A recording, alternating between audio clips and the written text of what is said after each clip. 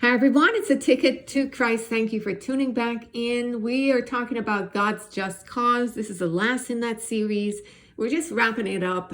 And of course, all these series and things that we talk about, it's just to really engage you so that to foster your faith and you're going to Jesus for yourself. It's a ticket to Christ. It's not a Bible study in particular. It's an invitation for you to know Jesus for yourself.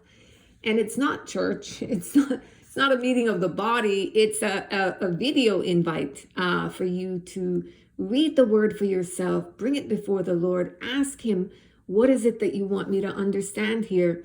And by so doing, grow, learn, and fulfill the intention God had for you. And here we are looking at God's just cause, because I think it's important that we frame the narrative of our lives correctly.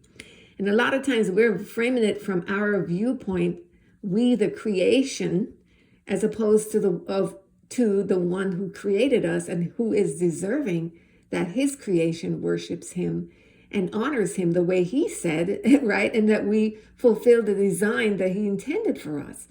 Because it's sort of like if you made something, you expect it to fulfill the intention that you intended in making it, that particular thing, right? So it's the same thing in our walk with God. So we're looking at Acts chapter 17, verses, let's just pick up at verse 24. God that made the world and all things therein, seeing that he is Lord of heaven and earth, dwelleth not in temples made with hands, neither is worshipped with men's hands, as though he needed anything, seeing he giveth to all life and breath and all things, and hath made of one blood all nations of men, for to dwell on all the face of the earth, and hath determined the times before appointed, and the bounds of their habitation, that they should seek the Lord, if haply they might feel after him and find him, though he be not far from every one of us. For in him we live and move and have our being, as certain also of your own prophets have said, for we are also his offspring. Okay, so we can pause there and look at, okay, what is it that's jumping out at you about this? What are you seeing? What are you hearing? For me, what I'm seeing is verse 26, right? That he made all of us from one blood, right? To inhabit the whole face of the earth. So God is the one who created all of the different ethnicities in terms of how we look, whether you're black, white, Asian, Indian, whatever, however the categories are, mixture, and all.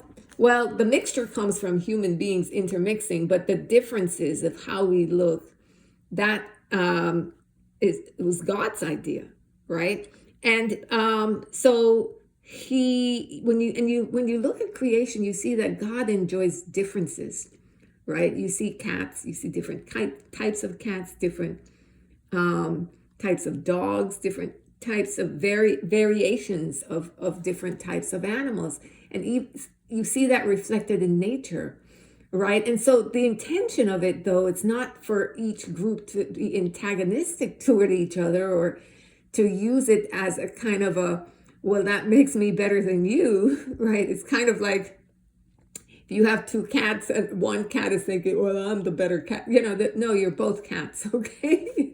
You're both creations of God, and you're both beautiful in your own right? And so I think that people are quick to twist things and to instead of glorifying God by who we are, however we look, right?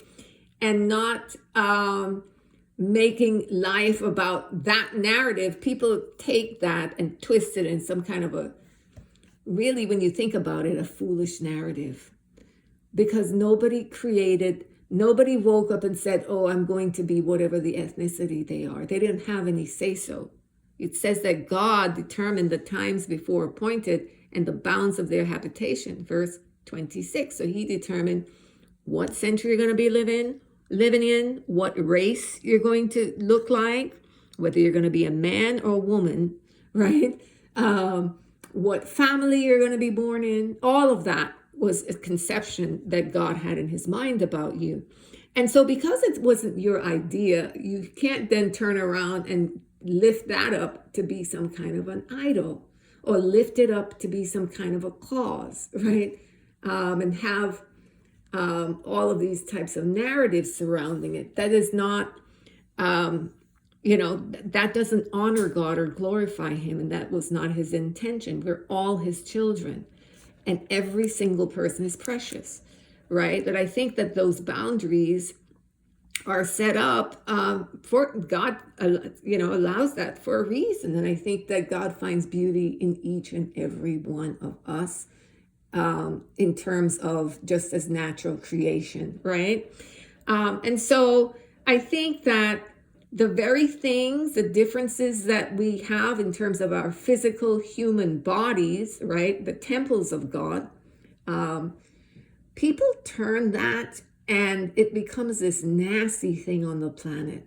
Instead of it being something in which we all have strengths and weaknesses, and each category or type of group, well, this is the strength from this group, this is the strength from that group, and together as a human race, we glorify God and we're able to have the authority and the praise go to God in the way he intended. People look at use it against each other and use it to hate. And I think that that does not bring God any glory, and it doesn't give justice to his name. And you see that even in the church. You see people becoming very tribal and not in a way that can glorify God. And, it's the praise and the glory and the satisfaction we get should come from God. It shouldn't be any pride of life in there. Right? Especially for something that you had nothing to do with, right? So you can see how someone could be tempted to feel pride of life if it was something that they created or it was their idea or they had to, but we have nothing to do with how we're born looking physically, which body that we have been given to walk out our walk in. And the bodies that we've been given to walk out our walk in is done because God has an intention for you. And however it is, it's set up in the structure of it. It says the bounds of their habitation. It's good. It's perfect for you, for his intention for your life to be fulfilled, right? That is what's jumping out of me. That whole thing, from that, that's what I'm getting. I don't know what you're getting there. And so I think for God to get his due, we just need to really walk in humility, right? And just really look to God for the hope that we have, and remember that we're here temporarily in this body. There's an eternal life, and the spirit of each person, there is no color to it. The spirit is light, right? You're not going to see I don't think anyway, right? I think that we're all just going to be in a new habitation, a new body. It says I think it's Corinthians, it talks about that we're getting new bodies, right, in the resurrection.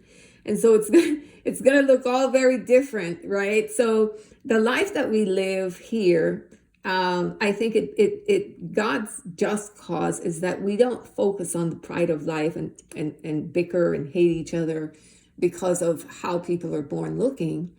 But instead we look to seek and save the lost and to make a difference in the lives of others, having goodwill to others. And I'm not saying that there aren't bad people in the world. I'm not saying that there are.